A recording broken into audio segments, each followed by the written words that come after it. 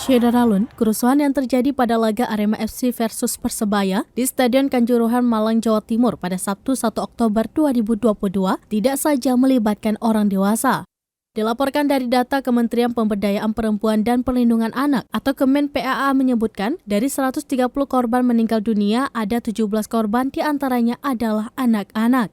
Sementara itu, dalam data Kemen PAA, sebanyak 7 anak luka-luka antara usia 12 tahun hingga 17 tahun dan data ini juga masih akan bertambah.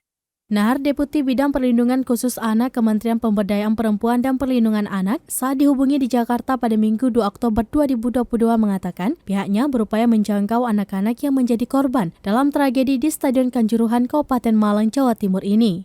Pihaknya masih terus memastikan jumlah anak yang meninggal, serta korban luka-luka yang memerlukan perawatan fisik dan psikis lanjutan. Hingga saat ini sebanyak 130 orang dilaporkan meninggal dunia dalam tragedi berdarah usai laga antara Arema FC melawan Persebaya Surabaya di Stadion Kanjuruhan Malang, Jawa Timur pada Sabtu 1 Oktober 2022 malam.